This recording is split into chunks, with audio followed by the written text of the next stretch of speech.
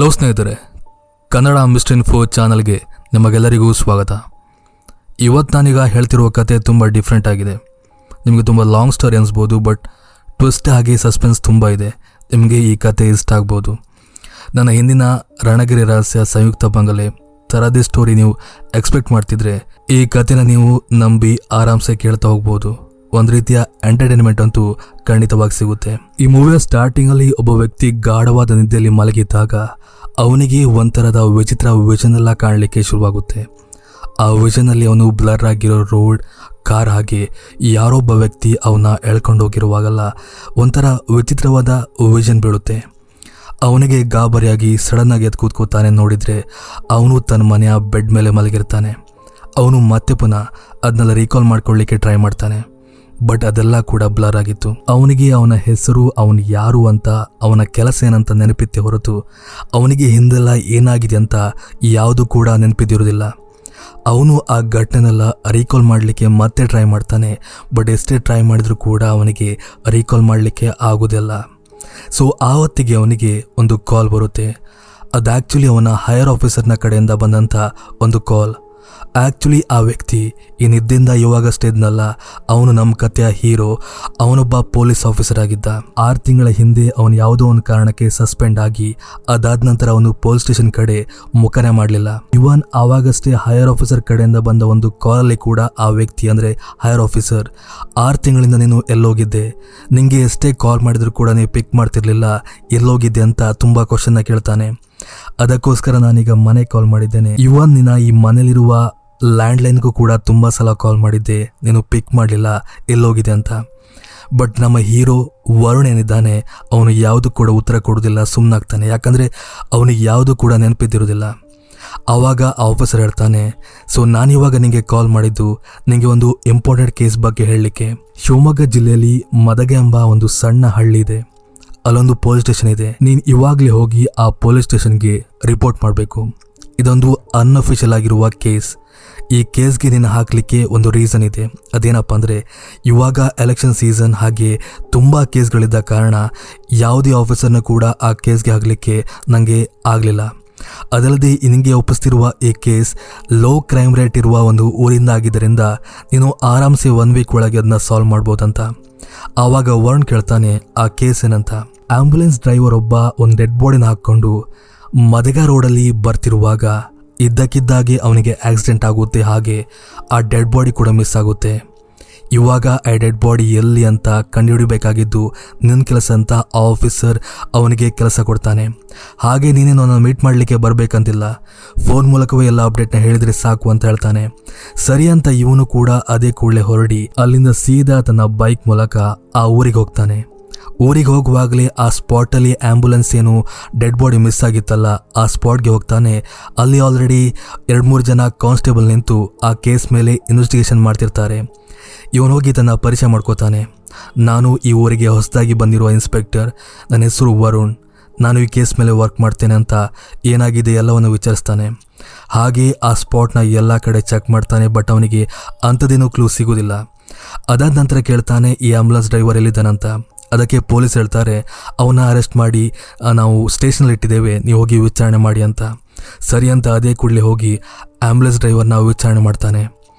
ಆವಾಗ ಆ ಡ್ರೈವರ್ ಹೇಳ್ತಾನೆ, ಸರ್ ನಾನೊಬ್ಬ ಆಂಬುಲೆನ್ಸ್ ಡ್ರೈವರ್, ಶಿವಮೊಗ್ಗ ಸಿಟಿಯಲ್ಲಿರುವ ಒಂದು ಹಾಸ್ಪಿಟ್ಲಲ್ಲಿ ಕೆಲಸ ಮಾಡ್ತಿದ್ದೇನೆ. ಆ ಹಿಂದಿನ ರಾತ್ರಿ ನನಗೆ ಹಾಸ್ಪಿಟಲ್ ಕಡೆಯಿಂದ ಒಂದು ಕಾಲ್ ಬರುತ್ತೆ. ಸಿಟಿಲಿರುವ ಒಂದು ಮನೆಯಲ್ಲಿ ಒಬ್ಬ ವ್ಯಕ್ತಿ ಆತ್ಮಹತ್ಯೆ ಮಾಡ್ಕೊಂಡಿದ್ದಾನೆ. ಸುಮಾರು 1-2 ದಿವಸ ಆಗಿರ್ಬೋದು. ಅಕ್ಕಪಕ್ಕದ ಮನೆಯವರಿಗೆ ಸ್ಮೆಲ್ ಬಂದಿದ್ದರಿಂದ ಅವರು ಅನುಮಾನ ಪಟ್ಟು ನಮಗೆ ಕಾಲ್ ಮಾಡಿದ್ದಾರೆ, ನೀನು ಹೋಗಿ ಚೆಕ್ ಮಾಡು ಆ ವ್ಯಕ್ತಿ ಸತ್ತಿದಾನ ಇಲ್ವಾ ಅಂತ. ಇವನು ಅದೇ ಕೂಡಲೇ ಆ ಮನೆಗೆ ಹೋಗಿ ಡೋರ್ನ ಒಡೆದು ಒಳಗೋಗ್ತಾನೆ, ಬಟ್ ಅಲ್ಲಿ ಏನು ಕೂಡ ಇದ್ದಿರೋದಿಲ್ಲ. ಅನಂತರ ಅಲ್ಲವನಿಗೆ ಒಂದು ಸಪ್ರೇಟ್ ಡೋರ್ ತೋರಿ ಬರುತ್ತೆ. ಅಲ್ಲೋಗಿ ನೋಡಿದಾಗ ಅದೊಂದು ಲ್ಯಾಬ್ರೇಟರಿ ಆಗಿತ್ತು. ಹಾಗೆ ಅಲ್ಲೊಬ್ಬ ವ್ಯಕ್ತಿ ಸತ್ತು ಬಿದ್ದಿದ್ದ. ಇವನು ಫಸ್ಟ್ ಹೋಗಿ ಪಲ್ಸ್ ಚೆಕ್ ಮಾಡ್ತಾನೆ, ಸತ್ತೋಗಿದ್ದಾನೆ ಇಲ್ವಾ ಅಂತ. ಅಫ್ಕೋರ್ಸ್ ಸತ್ತೋಗಿದ್ದಾನಂತ ಅವನು ಅದೇ ಕೂಡಲೇ ತನ್ನ ಹೆಗಲ ಮೇಲೆ ಹಾಕ್ಕೊಂಡು ಆ್ಯಂಬುಲೆನ್ಸ್ ಒಳಗಿಟ್ಟು ಇನ್ನೇನು ಅವನು ಗಾಡಿ ಸ್ಟಾರ್ಟ್ ಮಾಡಿ ಹಾಸ್ಪಿಟಲ್ ಕಡೆ ಹೋಗಬೇಕು. ಆವಾಗ ಅವನ ಮನೆ ಕಡೆಯಿಂದ ಒಂದು ಕಾಲ್ ಬರುತ್ತೆ. ಅವನ ಅಮ್ಮನ ಕಾಲ್ ಆಗಿತ್ತು ಆ್ಯಕ್ಚುಲಿ. ಅವರು ಗೋಗರಿತಿರ್ತಾರೆ, ಅಳ್ದಿರ್ತಾರೆ, ಈ ಕೂಡಲೇ ಮನೆಗೆ ಬಾ ಅಂತ. ಇವನು ಹೇಳ್ತಾನೆ ನಾನು ಡ್ಯೂಟಿ ಮೇಲೆ ಇದ್ದೇನೆ, ಬರ್ಲಿಕ್ಕೆ ಆಗಲ್ಲ ಅಂತ. ಬಟ್ ಅವರು ಫೋರ್ಸ್ ಮಾಡ್ತಾರೆ, ಈ ಕೂಡಲೇ ಬಾ ಅಂತ. ಆ್ಯಕ್ಚುಲಿ ಆ ಡ್ರೈವರ್ ಊರು ಮದಗ, ಅವನ ಅಪ್ಪ ಅಮ್ಮ ಎಲ್ಲ ಕೂಡ ಇರೋದು ಮದಗ ಊರಲ್ಲೇ. ಸೊ ಅವನು ಒಂದ್ಸಣ ಥಿಂಕ್ ಮಾಡ್ತಾನೆ, ಇದು ಆ್ಯಕ್ಚುಲಿ ಡೆಡ್ ಬಾಡಿ, ಇದಕ್ಕೇನು ಜೀವ ಇಲ್ಲ, ಇದನ್ನ ಬೇಕಾದರೆ ಲೇಟಾಗಿ ಆಸ್ಪತ್ರೆಗೆ ತಗೊಂಡೋಗ್ಬೋದು. ಬಟ್ ಇವಾಗ ಒಂದು ಕೆಲಸ ಮಾಡುವ, ಮೊದಲು ನಾನು ಊರಿಗೆ ಹೋಗಿ ಅಲ್ಲಿಂದ ಕೆಲಸ ಮುಗಿಸ್ಕೊಂಡು ಆಮೇಲೆ ಅದನ್ನ ಆಸ್ಪತ್ರೆಗೆ ತಗೊಂಡೋಗಿದ್ರೆ ಆಯ್ತಂತ ಸೀದಾ ತನ್ನ ಊರಿನ ಕಡೆ ಪ್ರಾಣವನ್ನು ಬೆಳೆಸ್ತಾನೆ. ಹೀಗೆ ಆ ಮದಗ ರೋಡ್ ಹತ್ತಿರ ಬರ್ತಿರುವಾಗ ಅವನ ಗಾಡಿ ಮುಂದೆ ಅವನಿಗೆ ಯಾವುದೋ ಒಂದು ದೆವ್ವದ ಆಕೃತಿ ತೋರಿ ಬರುತ್ತೆ. ಅವನು ಅದನ್ನ ನೋಡಿ ಗಾಬರಿಗೊಂಡು ಗಾಡಿ ಆಕ್ಸಿಡೆಂಟ್ಗೆ ಒಳಗಾಗುತ್ತೆ. ಅವನಲ್ಲೇ ಪ್ರಜ್ಞೆ ತಪ್ಪಿ ಹೋಗ್ತಾನೆ. ಪ್ರಜ್ಞೆ ಬಂದ ನಂತರ ಅವನು ನೋಡ್ತಾನೆ ಗಾಡಿ ಒಳಗಿದ್ದ ಡೆಡ್ ಬಾಡಿ ಮಿಸ್ ಆಗಿರುತ್ತೆ. ಆ ಡೆಡ್ ಬಾಡಿ ಎಲ್ಲೋಯ್ತು, ಯಾರು ತಗೊಂಡೋದ್ರು ಅಥವಾ ಅದಕ್ಕೆ ಜೀವ ಬಂದು ಓಡಾಯ್ತಂತ ನಿಜವಾಗ್ಲೂ ಗೊತ್ತಿಲ್ಲ ಸರ್ ಅಂತ ಅವನಿಷ್ಟು ಕಥೆನ ನಿಲ್ಲಿಸ್ತಾನೆ.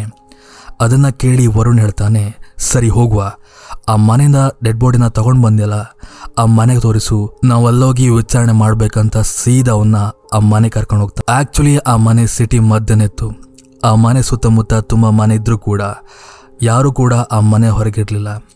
ಸೊ ಇವನು ಸೀದಾ ಹೋಗಿ ಮನೆ ಒಳಗೆ ಚೆಕ್ ಮಾಡ್ತಾನೆ. ಈ ಡ್ರೈವರ್ ಹೇಳ್ದಾಗೆ ಆ ಮನೆಯೊಳಗೆ ಒಂದು ಲ್ಯಾಬ್ರೇಟರಿ ಇದ್ದಿತ್ತು.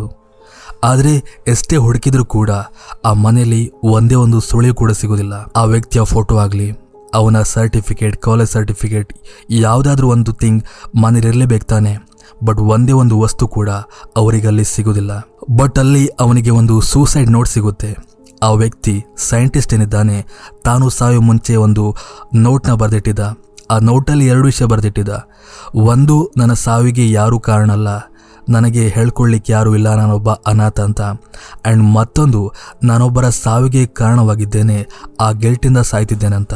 ಅದಾದ ನಂತರ ವರುಣ್ ಸೀದಾ ಮನೆಯಿಂದ ಹೊರಬರ್ತಾನೆ. ಹೊರಬಂದು ಒಂದು ಕಾರ್ನ ಚೆಕ್ ಮಾಡ್ತಾನೆ. ಆ್ಯಕ್ಚುಲಿ ಅದು ಸೈಂಟಿಸ್ಟ್ನ ಕಾರ್ ಆಗಿತ್ತು.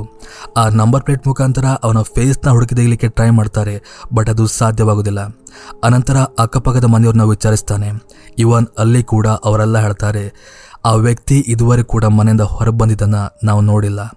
ರಾತ್ರಿ ಹೊತ್ತಲ್ಲಿ ಕಾರ್ ತಗೊಂಡು ಹೋಗ್ತಿದ್ದ, ಬಟ್ ಅವನ ಮುಖ ಕೂಡ ನಾವು ಇಲ್ಲಿವರೆಗೆ ನೋಡಿಲ್ಲ ಅಂತ. ಅದಾದ ನಂತರ ಈ ಪೊಲೀಸನ್ನ ನಮ್ಮ ವರುಣ್ ಡ್ರೈವರ್ನ ಸೀದಾ ಪೊಲೀಸ್ ಸ್ಟೇಷನ್ಗೆ ಕರ್ಕೊಂಡು ಹೋಗಿ ವಿಚಾರಿಸ್ತಾನೆ ಮತ್ತೆ ಪುನಃ. ಇವಾಗ ಆ ಡೆಡ್ ಬಾಡಿ ಮುಖ ಯಾರಿಗೂ ಕೂಡ ಗೊತ್ತಿಲ್ಲ, ಅದು ಗೊತ್ತಿರೋದು ನಿಂಗೆ ಮಾತ್ರ. ನೀನು ಆ ಮುಖದ ಬಗ್ಗೆ ಹೇಳು, ಸ್ಕೆಚ್ ಆರ್ಟಿಸ್ಟ್ನ ಕರೆಸಿ ನಾವು ಸ್ಕೆಚ್ ತೆಗೆಸುವಂತ. ಆವಾಗ ಆ ಡ್ರೈವರ್ ಒಂದು ಶಾಕಿಂಗ್ ವಿಷಯ ಹೇಳ್ತಾನೆ. ಅದೇನಪ್ಪ ಅಂದರೆ, ಇವನ್ ಆ ಡ್ರೈವರ್ ಕೂಡ ಆ ಡೆಡ್ ಬಾಡಿ ಮುಖನ ನೋಡಿಲ್ಲ ಅಂತ. ಆ ಮಾತು ಕೇಳಿ ವರುಣ್ಗೆ ನಿಜವಾಗ್ಲೂ ಕೋಪ ಬರುತ್ತೆ. ಅವನು ಹೇಳ್ತಾನೆ, ಇಲ್ಲಿವರೆಗೆ ನೀ ಹೇಳಿದ ಕಥೆನೆಲ್ಲ ನಂಬಿದ್ದೆ, ಬಟ್ ಇವಾಗ ನೀ ಹೇಳ್ತಿರೋದು ಕೇಳಿದರೆ ನೀನು ನಿಜವಾಗ್ಲೂ ಸುಳ್ಳು ಹೇಳ್ತಿದ್ದೆ ಅಂತ ಅನಿಸ್ತಿದೆ. ನೀನು ನಿಜ ಹೇಳ್ದಿದ್ರೆ ನಮ್ಮ ಪೊಲೀಸ್ ಭಾಷೆಯಲ್ಲಿ ನಿಮ್ಮನ್ನ ಬಾಯಿ ಬಿಡಿಸ್ಬೇಕಾಗುತ್ತೆ ಅಂತ ಬೆದರಿಸ್ತಾನೆ. ಆವಾಗ ಆ ಡ್ರೈವರ್ ಹೇಳ್ತಾನೆ, ಸರ್, ನಾ ಇಲ್ಲಿವರೆಗೆ ಹೇಳಿದ ಅಷ್ಟು ಕತೆ ಕೂಡ ನಿಜ. ಆ್ಯಂಡ್ ನಾನು ಆ ವ್ಯಕ್ತಿಯ ಮುಖ ನೋಡದಿರೋದಕ್ಕೆ ಒಂದು ರೀಸನ್ ಇದೆ. ಅದೇನಪ್ಪ ಅಂದರೆ, ನಾ ಹೇಳಿದ್ದೆ ಆ ವ್ಯಕ್ತಿಯೊಬ್ಬ ಸೈಂಟಿಸ್ಟ್ ಅಂತ. ನಾ ಹೋದಾಗ ಅವನು ಆ ಲ್ಯಾಬ್ರೇಟರಿ ಒಳಗೆ ಸತ್ತು ಬಿದ್ದಿದ್ದ. ಅವನೇನೋ ಎಕ್ಸ್ಪೆರಿಮೆಂಟ್ ಮಾಡುವಾಗ ಸತ್ತಿದ್ದ ಅನಿಸುತ್ತೆ. ಯಾಕಂದರೆ ಎಕ್ಸ್ಪೆರಿಮೆಂಟ್ ಮಾಡುವಾಗ ಅವನು ಮಾಸ್ಕ್ ಧರಿಸಿದ್ದ. ಆ ಮಾಸ್ಕ್ ಧರಿಸಿದ್ದಾಗಲೇ ಅವನು ಸತ್ತೋಗಿದ್ದ. ನಾವು ಒಳಗೆ ಹೋಗಿದ್ದಾಗ ಕೂಡ ಅವನ ಮುಖದ ಮೇಲೆ ಮಾಸ್ಕ್ ಇತ್ತು. ಆದ ಕಾರಣ ನಾನು ಮುಖನ ನೋಡಲಿಲ್ಲ. ನನಗೆ ಅವನ ಮಾಸ್ಕ್ ತೆಗೆದು ಮುಖ ನೋಡಬೇಕಂತ ಕ್ಯೂರಿಯಾಸಿಟಿ ಕೂಡ ಇರಲಿಲ್ಲ. ಯಾಕಂದರೆ ನನ್ನ ಕೆಲಸ ಡೆಡ್ ಬಾಡಿನ ಬೇರೆ ಕಡೆ ಸಾಗಿಸೋದಷ್ಟೇ. ಅವನು ಯಾರು ಬೇಕಾದ್ರಾಗಲಿ ನನಗೇನಂತ ನಾನು ಅದನ್ನ ಕೇರ್ ಮಾಡಲಿಲ್ಲ ಸರ್. ಸೊ ನಾನು ಆ ವ್ಯಕ್ತಿ ಮುಖ ನೋಡಿಲ್ಲ. ಇದನ್ನ ಹೇಳ್ತಿರೋದು ನಿಜ, ನಂಬಿದ್ರೆ ನಂಬಿ, ಬಿಟ್ರೆ ಬಿಡಿ ಅಂತ ಅವನು ಖಂಡಿತವಾಗಿ ಹೇಳ್ತಾನೆ. ಸೊ ಇಷ್ಟೆಲ್ಲ ವಿಷಯ ಕೇಳಿ ಈ ವರುಣ್ಗೆ ನಿಜವಾಗ್ಲೂ ತಲೆಗೆಟ್ಟೋಗುತ್ತೆ. ಆ ಡೆಡ್ ಬಾಡಿ ಮುಖ ಸಿಕ್ಕಿದ್ರೆ ಸಾಕು, ಏನಾದ್ರೂ ಮಾಡ್ಬೋದಂತ ಇವನ್ ಅನ್ಕೊಂಡಿದ್ದ. ಆದ್ರೆ ಇವಾಗ ಆ ಡೆಡ್ ಬಾಡಿ ಎಲ್ಲೋಯ್ತು ಅಂತ ಕಂಡುಹಿಡಲಿಕ್ಕೆ ಮುಂದಾಗ್ತಾನೆ. ಮೊದಲು ಆ ಸ್ಪಾಟ್ಗೆ ಹೋಗ್ತಾನೆ, ಅಲ್ಲೇನಾದ್ರೂ ಉಂಟಂತ ಚೆಕ್ ಮಾಡ್ಲಿಕ್ಕೆ ಡೀಪ್ ಆಗಿ. ಇವನ್ ಅವಾಗ ಕೂಡ ಸಿಗುದಿಲ್ಲ. ಅನಂತರ ಊರಿನವ್ರ ಹತ್ರ ಆ ಸ್ಪಾಟ್ ಬಗ್ಗೆ ವಿಚಾರಿಸ್ತಾನೆ. ಅಲ್ಲವನಿಗೆ ಮತ್ತೊಂದು ಹೊಸ ವಿಷಯ ಗೊತ್ತಾಗುತ್ತೆ. ಅದೇನಪ್ಪ ಅಂದರೆ, ಆ ಸ್ಪಾಟ್ ಒಂದು ಹಾಂಟೆಡ್, ಅಲ್ಲಿ ದೆವ್ವ ಇದೆ. ಯಾವ ಥರ ಈ ಡ್ರೈವರ್ಗೆ ದೆವ್ವ ಕಾಣಿಸಿ ಆಕ್ಸಿಡೆಂಟ್ ಆಗಿತ್ತು, ಅದೇ ಥರ ಸುಮಾರು ಜನ ವ್ಯಕ್ತಿಗಳಿಗೆ ಬೈಕಲ್ಲಿ, ಕಾರಲ್ಲಿ ಆ ದೆವ್ವ ಕಾಣಿಸಿ ಆ ಸ್ಪಾಟಲ್ಲಿ ಆಕ್ಸಿಡೆಂಟ್ ಆಗಿದೆ. ಬಟ್ ಇಲ್ಲಿವರೆಗೂ ಸಾವಾಗಿಲ್ಲ ಅಂತ. ಬಟ್ ಇವನು ಆ ಮಾತನ್ನು ನಂಬಲ್ಲ. ಈ ಕಾಲದಲ್ಲಿ ದೆವ್ವ ಇರಲಿಕ್ಕೆ ಚಾನ್ಸ್ ಇಲ್ಲ ಅಂತ. ಇವನ್ ಅವನ ಪೊಲೀಸವರು ಕೂಡ ಹೇಳ್ತಾರೆ, ಹೌದು ಸರ್, ಈ ಸ್ಪಾಟಲ್ಲಿ ದೆವ್ವ ಇದೆ, ತುಂಬ ಕಂಪ್ಲೇಂಟ್ ರಿಜಿಸ್ಟರ್ ಆಗಿದೆ, ಬಟ್ ನಮ್ಗೆ ಇಲ್ಲಿವರೆಗೆ ಅದನ್ನ ಕಂಡುಹಿಡಲಿಕ್ಕೆ ಆಗಿಲ್ಲ ಅಂತ. ಸೊ ಅದನ್ನ ಚೆಕ್ ಮಾಡಬೇಕಂತ ಅವನು ಕೂಡ, ಅಂದರೆ ನಮ್ಮ ವರುಣ್, ಒಂದಿನ ರಾತ್ರಿ 12 ಗಂಟೆವರೆಗೆ ಆ ಸ್ಪಾಟಲ್ಲಿ ಚೆಕ್ ಮಾಡ್ತಾನೆ ಯಾವುದಾದ್ರೂ ದೆವ್ವ ಬರುತ್ತಂತ. ಬಟ್ ಯಾವ ದೆವ್ವ ಕೂಡ ಅವನಿಗೆ ಕಾಣಿಸೋದಿಲ್ಲ. ಸೊ ಈ ಮಧ್ಯೆ ಒಬ್ಬ ವ್ಯಕ್ತಿನೇ ಅವನು ಆವಾಗ ಗಮನಿಸ್ತಿದ್ದ. ಆ ವ್ಯಕ್ತಿ ಸ್ಟೇಷನ್ ಹತ್ರ ಬರೋದು, ಅಲ್ಲಲ್ಲಿ ಎಣುಕಿ ನೋಡುವುದು, ಏನೋ ಅನುಮಾನಾಸ್ಪದವಾಗಿ ಅವನು ಅಲ್ಲಲ್ಲಿ ತಿರುಗಾಡ್ತಿದ್ದ. ಇವನು ಕೂಡ ಅವನ್ನ ಅಬ್ಸರ್ವ್ ಮಾಡ್ತಿದ್ದ. ಬಟ್ ಒಂದಿನ ಅವನ್ನ ಲಾಕ್ ಮಾಡಿ ಬಾಯ್ ಬಿಡಿಸ್ತಾನೆ. ನಿನ್ನ ತುಂಬ ದಿನ ನೋಡ್ತಿದ್ದೆ, ಯಾಕಿಲ್ಲಿ ಬರ್ತಿದ್ದೀಯಾ, ಓಡೋಗ್ತಿದ್ಯಾ ಅಂತ. ಆವಾಗ ಆ ವ್ಯಕ್ತಿ ಹೇಳ್ತಾನೆ, ಸರ್, 6 ತಿಂಗಳ ಹಿಂದೆಷ್ಟೇ ನನಗೆ ಆ ಸ್ಪಾಟಲ್ಲಿ ಒಂದು ವಿಚಿತ್ರ ಘಟನೆ ಆಗಿತ್ತು. ನಂಗದನ್ನ ಹೇಳೋಕೆ ಧೈರ್ಯ ಸಾಕಾಗ್ತಿರ್ಲಿಲ್ಲ, ಅದಕ್ಕೋಸ್ಕರ ಬಂದು ವಾಪಸ್ ಹೋಗ್ತಿದ್ದೆ ಅಂತ. ಆವಾಗ ವರುಣ್ ಹೇಳ್ತಾನೆ, ಏನಿಲ್ಲ, ಧೈರ್ಯ ಮಾಡಿ ಆ ವಿಷಯ ಹೇಳಿ, ಈ ವಿಷಯ ಹೇಳೋದ್ರಿಂದ ನಮಗೆ ಲೀಡ್ ಸಿಗ್ಬೋದು, ದಯವಿಟ್ಟು ಹೇಳಿ ಅಂತ. ಆವಾಗ ಆ ವ್ಯಕ್ತಿ ಹೇಳ್ತಾನೆ, ಸುಮಾರು 6 ತಿಂಗಳ ಹಿಂದೆ ನಾನು ಅದೇ ದಾರಿ ಮೂಲಕ ಬೈಕ್ ಮೂಲಕ ಬರ್ತಿರುವಾಗ ಅಲ್ಲೊಂದು ನನಗೆ ಕಾರ್ ತೋರಿ ಬಂದಿತ್ತು. Road side white colour car ನಿಂತಿತ್ತು. ಹಾಗೆ ಆ ರೋಡ್ ಸೈಡಿಂದ ಸುಮಾರು ದೂರದಲ್ಲಿ ಒಬ್ಬ ವ್ಯಕ್ತಿ ಹಾರೆ ಇಟ್ಕೊಂಡು ಏನೋ ಒಂದು ಪ್ಲೇಸ್ನ ಡಿಗ್ ಮಾಡ್ತಿದ್ದ. ನನಗೆ ಆ ಸೀನ್ನೆಲ್ಲ ಕಂಡು ನಿಜವಾಗ್ಲೂ ಭಯ ಆಗಿತ್ತು. ನಮ್ಮ ಮೊದಲೇ ಭಯ ಜಾಸ್ತಿ. ಅವನು ಯಾರು ಎತ್ತು ಅಂತ ನಾನು ಕೇಳಲಿಕ್ಕೆ ಹೋಗಲಿಲ್ಲ. ಅದೇ ಕುಳ್ಳಲಿಂದ ಮನೆಗೆ ವಾಪಸ್ ಬಂದಿದ್ದೆ. ಈ ವಿಷಯನ ಇಲ್ಲಿವರೆಗೆ ಕೂಡ ಯಾರಿಗೆ ಹೇಳಲಿಲ್ಲ ಅಂತ. ಬಟ್ ಆವತ್ತಿಂದ ಆ ಸ್ಪಾಟಲ್ಲಿ ಏನೇನೋ ಘಟನೆಗಳು ಆಗಲಿಕ್ಕೆ ಸ್ಟಾರ್ಟ್ ಆಗಿತ್ತು. ಮೋಸ್ಟ್ಲಿ ಅದೇ ರೀಸನ್ ಇರ್ಬೋದು, ಅದಕ್ಕೋಸ್ಕರ ಹೇಳ್ತಿದ್ದೆ ಅಂತ. ಸರಿ ಅಂತ ಆ ವ್ಯಕ್ತಿನ ಕರ್ಕೊಂಡು ಸೀದಾ ಯಾರೋ ಅನ್ನೊಂದು ವ್ಯಕ್ತಿ ಡಿಗ್ ಮಾಡ್ತಿದ್ದಂತ ಹೇಳಿದ್ನಲ್ಲ, ಆ ಸ್ಪಾಟ್ನ ಡಿಗ್ ಮಾಡ್ತಾನೆ. ಆ್ಯಂಡ್ ಶಾಕಿಂಗ್ಲಿ ಅಲ್ಲವರಿಗೆ ಒಂದು ಡೆಡ್ ಬಾಡಿ ಸಿಗುತ್ತೆ. ನೋಡಿದವರೆಲ್ಲ ಹೇಳ್ತಾರೆ ಮಿಸ್ಸಿಂಗ್ ಡೆಡ್ ಬಾಡಿನ ಇದು ಅಂತ. ಬಟ್ ವರುಣ್ಗೆ ಗೊತ್ತಾಗಿತ್ತು ಅದು ಮಿಸ್ಸಿಂಗ್ ಡೆಡ್ ಬಾಡಿ ಅಲ್ಲ ಅಂತ. ಯಾಕಂದರೆ ಈಗ ಸಿಕ್ಕಿರೋ ಡೆಡ್ ಬಾಡಿ ಫುಲ್ಲಿ ಡಿಕಂಪೋಸ್ ಆಗಿದೆ. And missing dead body actually miss ಆಗಿ 2 ಡೇಸ್ ಆಗಿದೆ ಅಷ್ಟೇ. ಇದ್ಯಾವುದೋ ಬೇರೆ ಡೆಡ್ ಬಾಡಿ ಅಂತ ಅದನ್ನ ಫಾರೆಸ್ಟ್ಗೆ ಕಳಿಸಿಕೊಡ್ತಾನೆ. ಹಾಗೆ ತನ್ನೊಬ್ಬ ಪೊಲೀಸ್ನ ಆ ಡಿಪಾರ್ಟ್ಮೆಂಟ್ಗೆ ಕಳಿಸಿಕೊಡ್ತಾನೆ. ಅಂದರೆ ಡಿಕಂಪೋಸ್ ಆಗಿರೋ ಬಾಡಿಯ ಫೇಸನ್ನು ಫುಲ್ ನನಗೆ ಕಳಿಸುವಂತ ಇವನು ಸ್ಟೇಷನ್ಗೆ ಹೋದರೆ ಆ ಮತ್ತೊಬ್ಬ ಅಸಿಸ್ಟೆಂಟ್ ಪೊಲೀಸ್ ಸೀದಾ ಅಲ್ಲೋಗ್ತಾನೆ ಫಾರೆನ್ಸಿಕ್ ಡಿಪಾರ್ಟ್ಮೆಂಟ್ಗೆ. ಆ್ಯಂಡ್ ಕೊನೆಗೂ ಆ ಡಿಕಂಪೋಸ್ ಆಗಿರೋ ಬಾಡಿಯ ಫೇಸ್ ಜನರೇಟ್ ಆಗುತ್ತೆ. ಮೊದಲಿಗೆ ಆ ವ್ಯಕ್ತಿಯ ಅಡ್ರೆಸ್ಸನ್ನು ಈ ವರುಣ್ಗೆ ಕಳಿಸಿಕೊಡ್ತಾನೆ. ಬಟ್ ಫೋಟೋ ಸೆಂಡ್ ಆಗೋದಿಲ್ಲ ನೆಟ್ವರ್ಕ್ ಇಶ್ಯೂಯಿಂದ. ಆವಾಗ ವರುಣ್ ಹೇಳ್ತಾನೆ, ಸರಿ ನಾನು ಮೊದಲು ಅಡ್ರೆಸ್ಗೆ ಹೋಗ್ತಾನೆ, ಆಮೇಲೆ ಫೋಟೋ ನೋಡ್ಬೋದಂತ. ಸೊ ಅವನು ಅಡ್ರೆಸ್ನ ಗಮನಿಸದೆ ಸೀದಾ ಫೈನಲಿ ಆ ಅಡ್ರೆಸ್ಗೆ ಸೀದಾ ಹೋಗ್ತಾನೆ. ಆ್ಯಂಡ್ ಅಡ್ರೆಸ್ಗೆ ಹೋದ ಕೂಡಲೇ ಅವನಿಗೆ ಶಾಕ್ ಆಗುತ್ತೆ. ಯಾಕಂದರೆ ಆ ಮನೆ ಅಡ್ರೆಸ್ ಬೇರೆ ಯಾರ್ದು ಅಲ್ಲ, ಅವಂದೇ ಆಗಿತ್ತು. ಅಂದರೆ ಸತ್ತಿರೋ ವ್ಯಕ್ತಿ ಈ ಮನೆಯವನ ಅಥವಾ ಮುಂಚೆ ಈ ಮನೇಲಿ ಬಾಡಿಗೆ ಇದ್ನ ಅಂತ ಇವನಿಗೆ ನಿಜವಾಗ್ಲೂ ಅರ್ಥ ಆಗೋದಿಲ್ಲ. ಅವನು ಅದೇ ಒಂದು ಕನ್ಫ್ಯೂಸಲ್ಲಿ ಸೀದಾ ಮನೆಯೊಳಗೆ ಹೋಗ್ತಾನೆ. ಆವಾಗ ಮೊಬೈಲ್ಗೆ ಒಂದು ಮೆಸೇಜ್ ಬರುತ್ತೆ. ಅದು ಆ ಡೆಡ್ ಬಾಡಿಯ ಫೋಟೋ. ಆ ಫೋಟೋನ ಕಂಡು ಕೂಡಲೇ ಇವನಿಗೆ ನಿಜವಾಗ್ಲೂ ಶಾಕ್ ಆಗಿಬಿಡುತ್ತೆ. ಯಾಕಂದರೆ ಅದು ಅವಂದೇ ಫೋಟೋ ಆಗಿತ್ತು.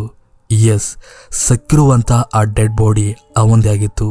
ಇವನು ನಿಜವಾಗ್ಲೂ ಅರ್ಥ ಆಗೋದಿಲ್ಲ ಏನಾಗ್ತಿದೆ ಅಂತ. ಆ್ಯಂಡ್ ಅವನು ಅದೇ ಕೂಡಲೇ ಅಲ್ಲಿರೋ ಮಿರರ್ ಮೂಲಕ ತನ್ನ ಮುಖನ ನೋಡ್ತಾನೆ. ಆ್ಯಂಡ್ ಅವನಿಗೆ ಕಂಡು ಶಾಕ್ ಆಗುತ್ತೆ.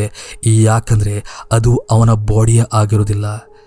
ಇಷ್ಟು ದಿನ ಅವನೇನು ಅಂದ್ಕೊಂಡಿದ್ದಾನೆ ನಾನು ಅಂತ, ಆ್ಯಕ್ಚುಲಿ ಆ ಬಾಡಿ ಅವಂದೇ ಅಲ್ಲ.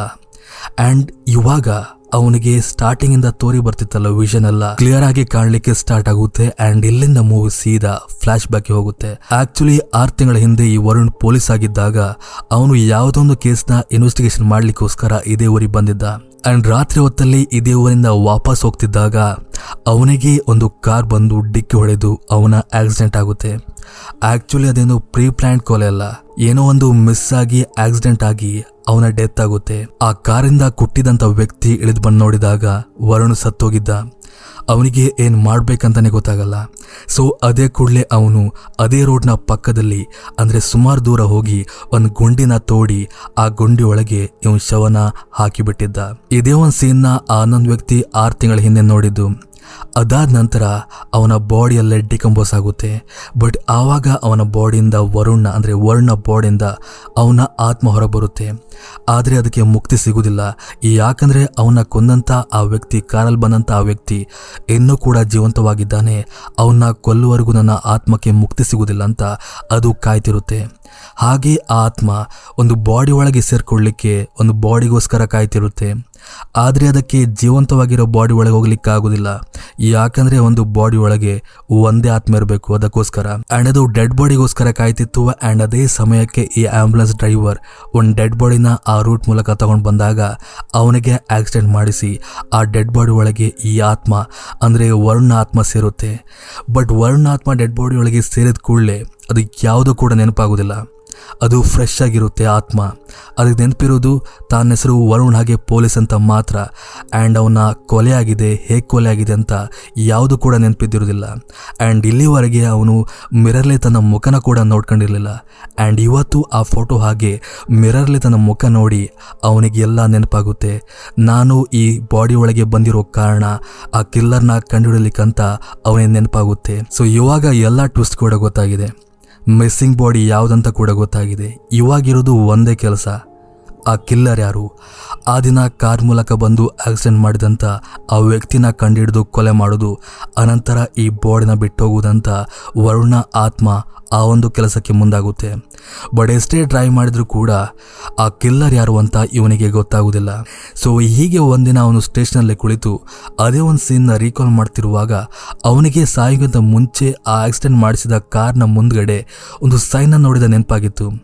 ಆ್ಯಂಡ್ ಆ ಸೈನ್ ಆ್ಯಕ್ಚುಲಿ ರೀಸೆಂಟಾಗಿ ಅವನ್ನೆಲ್ಲೋ ನೋಡಿದಂತ ಡೀಪಾಗಿ ಥಿಂಕ್ ಮಾಡಿದಾಗ ಅವನಿಗೆ ಗೊತ್ತಾಗುತ್ತೆ ಆ ಮಿಸ್ಸಿಂಗ್ ಡೆಡ್ ಬಾಡಿ ಸೈಂಟಿಸ್ಟ್ ಇದ್ನಲ್ಲ, ಅವನ ಮನೇಲಿದ್ದಂಥ ಕಾರ್ ಕೂಡ ಸೇಮ್ ಅಂತ. ಆ್ಯಂಡ್ ಫೈನಲ್ ರಿವೀಲ್ ಆಗುತ್ತೆ ಆ್ಯಕ್ಚುಲಿ ಆ ಒಂದಿನ ಆಕ್ಸಿಡೆಂಟ್ ಮಾಡಿಸಿದ್ದು ಇದೇ ಸೈಂಟಿಸ್ಟ್. ವರುಣ ಆತ್ಮ ಯಾರನ್ನ ಸಾಯಿಸ್ಲಿಕ್ಕೋಸ್ಕರ ಒಂದು ಡೆಡ್ ಬಾಡಿ ಒಳಗೆ ಹೋಗಿತ್ತು, ಆ್ಯಕ್ಚುಲಿ ಆ ಡೆಡ್ ಬಾಡಿಯೇ ಅದೇ ಕಿಲ್ಲರ್. ನಿಜವಾಗ್ಲೂ ಅವನಿಗೆ ಗೊತ್ತಿರಲಿಲ್ಲ ತಾನು ಆ್ಯಕ್ಚುಲಿ ಕೊಲ್ಲಕ್ಕೆ ಹೊರಟಿದಂಥ ವ್ಯಕ್ತಿ ಮೊದಲೇ ಸತ್ತೋಗಿದ್ದ. ತಾನು ಅವಂದೇ ಬಾಡಿ ಯೂಸ್ ಮಾಡಿಕೊಂಡು ಅವನನ್ನೇ ಹುಡುಕ್ಲಿಕ್ಕೆ ಹೋಗ್ತಿದ್ದೇನಂತ ನಿಜವಾಗ್ಲೂ ಅವನಿಗೆ ಗೊತ್ತಿರಲಿಲ್ಲ. ಆ್ಯಂಡ್ ಇದೆಲ್ಲ ವಿಷಯ ಗೊತ್ತಾದ ಮೇಲೆ ಈ ಎಲ್ಲ ವಿಷಯನ ಒಬ್ಬ ಪೊಲೀಸ್ ಆಫೀಸರ್ಗೆ ಹೇಳ್ತಾನೆ, ಹೀಗೆಲ್ಲ ಆಗಿದೆ ಅಂತ. ಆ್ಯಂಡ್ ಇವಾಗ ನಾವು ಬಂದಿರುವ ಕೆಲಸ ಎಲ್ಲ ಮುಗ್ದೋಗಿದೆ. ಇವಾಗ ಉಳಿದಿರೋದು ಒಂದೇ ಕೆಲಸ, ಹೈಯರ್ ಆಫೀಸರ್ಗಳಿಗೆ ಈ ಮಿಸ್ಸಿಂಗ್ ಡೆಡ್ ಬಾಡಿ ಇದೆ ಅಂತ ಅವ್ರಿಗೆ ಕೊಟ್ಬಿಡೋದು. ನನ್ನ ಆತ್ಮ ಇವಾಗ ಮುಕ್ತಿ ಹೊಂದಿದೆ, ಈ ಡೆಡ್ ಬಾಡಿ ನನ್ನ ಆತ್ಮ ಮುಕ್ತಿ ಹೊಂದಿ ಮೇಲಕ್ಕೆ ಹೋಗುತ್ತೆ. ಆವಾಗ ಈ ಡೆಡ್ ಬಾಡಿಗೆ ಜೀವ ಇರೋದಿಲ್ಲ. ಸೊ ನೀನದನ್ನ ತಗೊಂಡೋಗಿ ಅವರಿಗೆ ಒಪ್ಪಿಸ್ಬೇಕಂತ ಎಲ್ಲ ಕತೆ ಹೇಳ್ತಾನೆ. ಹಾಗೆ ವರುಣ ಆತ್ಮ ಕೂಡ ಆ ಬಾಡಿಯಿಂದ ಹೊರಗೋಗುತ್ತೆ. ಆ ದಿನ ರಾತ್ರಿ ಆ ಪೊಲೀಸ್ ಆಫೀಸರ್ ಆ ಡೆಡ್ ಬಾಡಿನ ತಗೊಂಡು ಜೀಪ್ ಮೂಲಕ ಅದೇ ರೋಡಲ್ಲಿ ಹೋಗ್ತಿರುವಾಗ ಅವನಿಗೆ ಮತ್ತೆ ಪುನಃ ಮತ್ಯಾವುದೋ ಒಂದು ಆತ್ಮ ತೋರಿ ಬಂದು ಆಕ್ಸಿಡೆಂಟ್ ಆಗುತ್ತೆ. ಆ್ಯಂಡ್ ಸರ್ಪ್ರೈಸ್ನಲ್ಲಿ ಸ್ಟಾರ್ಟಿಂಗಲ್ಲಿ ಆದಾಗೆ ಅವನ ಆ ಡೆಡ್ ಬಾಡಿ ಕೂಡ ಮಿಸ್ ಆಗಿ ಹೋಗುತ್ತೆ. ಆ್ಯಂಡ್ ಆ ಕತೆ ಕೂಡ ಅಲ್ಲಿಗೆ ಎಂಡ್ ಆಗುತ್ತೆ.